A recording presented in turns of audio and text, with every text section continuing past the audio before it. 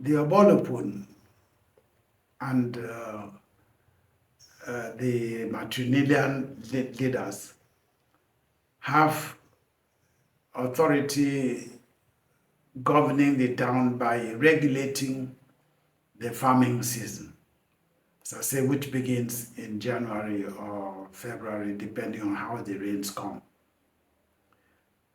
After that, the Obolopun and his chiefs count how many market days constitute a year.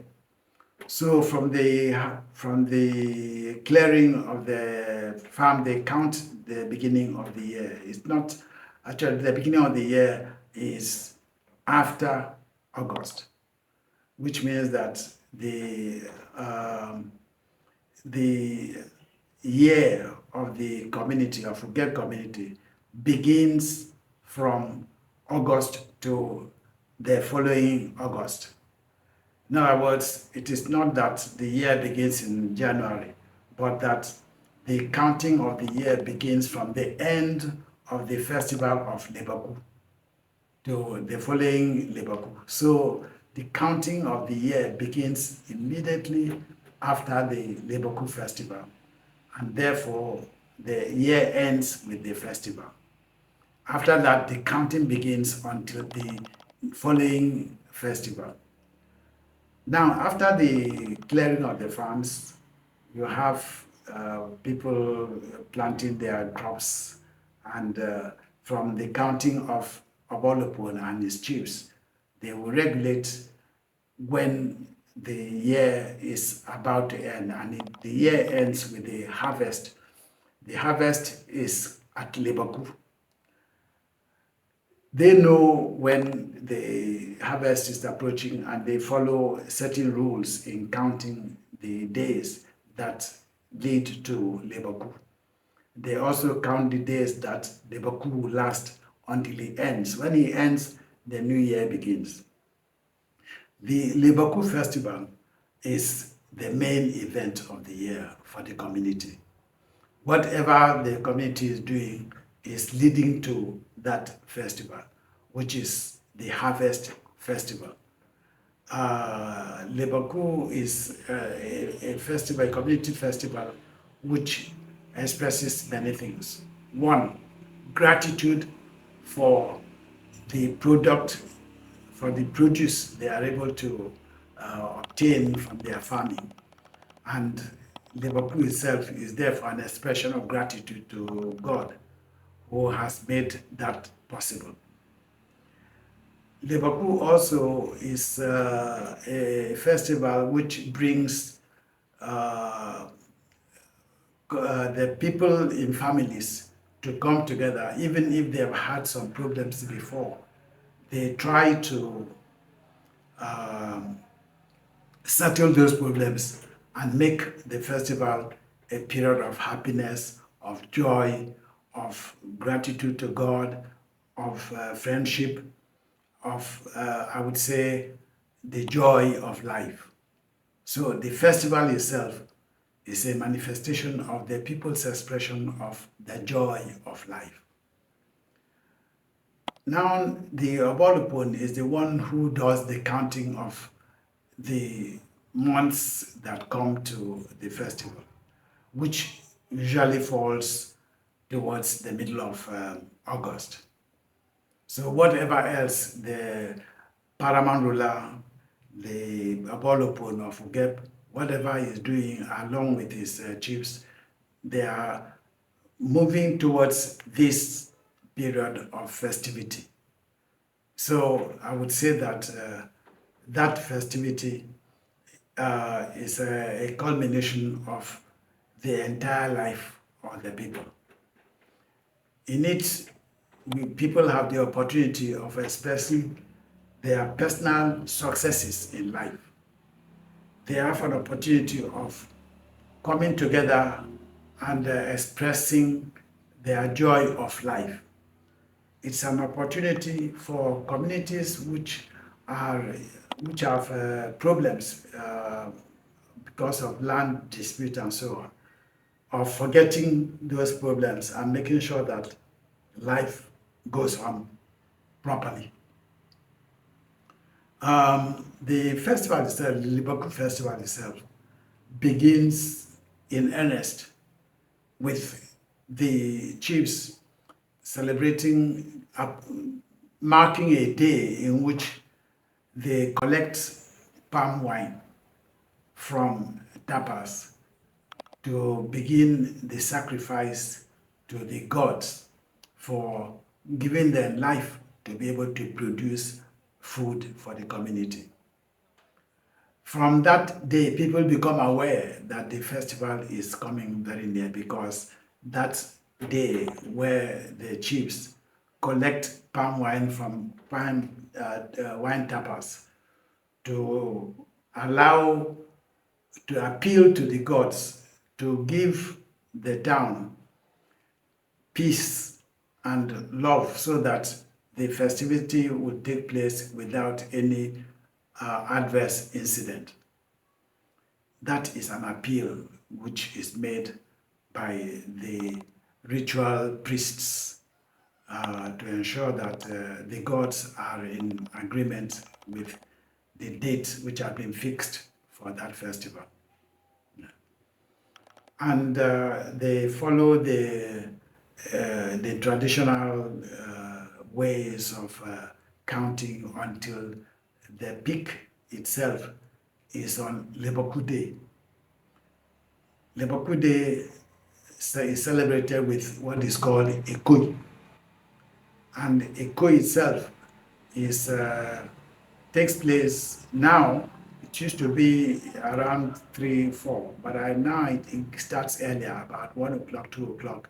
You have the dancers, men who come to show how to celebrate, how to show happiness over the year that they have passed through, with the expression of gratitude to God or to the gods for their life. These, because in Ugep itself, we have 4 main communities, which are Ejiman, Ijom, Bagapil, and Biko. These are the 4 main communities which are joined together to form Ugep. And each of these communities will bring out 1 male dancer who comes to dance in celebration of the festival.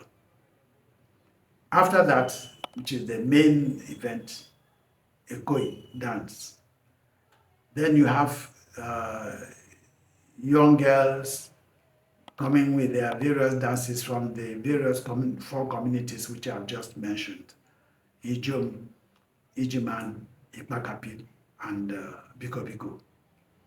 These 4 communities produce young girls who fix bangles and show their dexterity in dancing.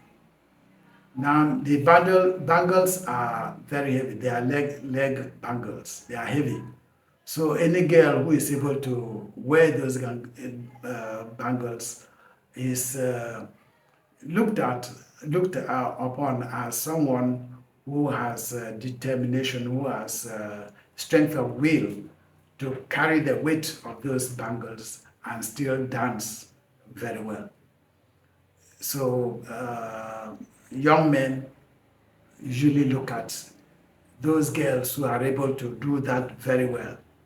And in fact, in the past, it used to be that that is the day that young men pick the girls they want to marry, because they can see that those girls carrying heavy bangles and well adorned in terms of decorations on their body, and carrying cow tails and other decorations.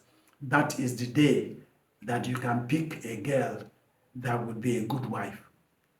And there is always a saying on that day that be careful on this day in picking the girl you want to marry, because you may be deceived, in the sense that She may be able to carry the bangles and dress very well, and then you admire her, and because of that, you fall in love with her, and then you marry her. So be careful in your choice. It's an important idea in the minds of young people who grow up, because they attend that thing in order, they attend that dance, the Ekoi dance, in order to see which girls are resilient enough to carry heavy bangles and are well dressed and dance very well. At the end of the day, which is the main day in the calendar of the Uge people, the Leboku day, the Ekoi day. After these festivities, the concept of the culture is that many people would have over-enjoyed themselves. They would have taken too much palm wine. They would have taken other drinks, nowadays beer and other things, and enjoyed themselves so much that the gods will not be very pleased with their behavior or some of these excesses. And so after that day, the ritual priests go count the number of days that they would use to appease the gods, to tell the gods that they are sorry if people have exceeded, have done things in excess. And they call that, first of all, you have the day in which people, young boys, go into the bush, into the forests, and uproot trees to show their manhood. It's one of those things that young men do in order to show that they are heroic, they are strong. It is something that I myself did, and it is something that I've introduced my boys to go and try and do. But they were not able to do it the way it should have been done. I was able to assist them. But it is a way of uprooting trees with raw power, uprooting them without cutting the roots and so on. But boys are nowadays take shortcuts. If the tree is big enough or heavy enough, I believe that they are not usually able to uproot the tree itself. They find other ways of making it possible for them to uproot the tree by cutting the roots or digging around the tree before it is pulled off. But that is not what the tradition says they should do.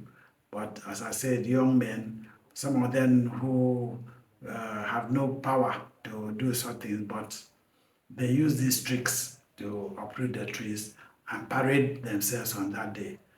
Again, this is a manifestation of joy and happiness and heroism and ability to show that you are strong enough, you are a man. As a result of that, the priests with the culture feel that people have exceeded what they are supposed to do. People have they have done things which are, in their opinion, not according to the culture. And so 6 days after this event of Ekoi, no, not Ekoi, Lobo, 6 days after the festival itself, Ekoi, you have 6 days in which you have Lobo, and after 6 days again, the priests, the priesthood in the town, which is the cultural government of the town, they appeal to the gods. They go around the whole town, appeal to them. That those who have exceeded their behavior, whose behavior had been not good enough for the culture, they have not behaved according to the rules of the culture. Please, the gods, forgive them and bring peace to the town. That is actually the end of the year. So It is after that peaceful appeal to the gods that the Obolopon and his ritual priests begin counting for the following year. In other words, the end of the year is after the festival, and they begin counting from there, you know, for the following year. So when you have Christmas, you have all that. That Christmas is not part of the cultural calendar. The end of the year is after the peaceful appeal to gods to please forgive the excesses of young men and young women who have abused the period of the festival for things that are not allowed by the culture. And when they go around making that prayer, they go down the whole time making that prayer, and after that, that is the end of the year. That's the end of the year. And they start counting. The counting is done by a specialist. It keeps the date. That's why for each year, the festival begins at about the same time, because the counting must start from that day for the new year to begin.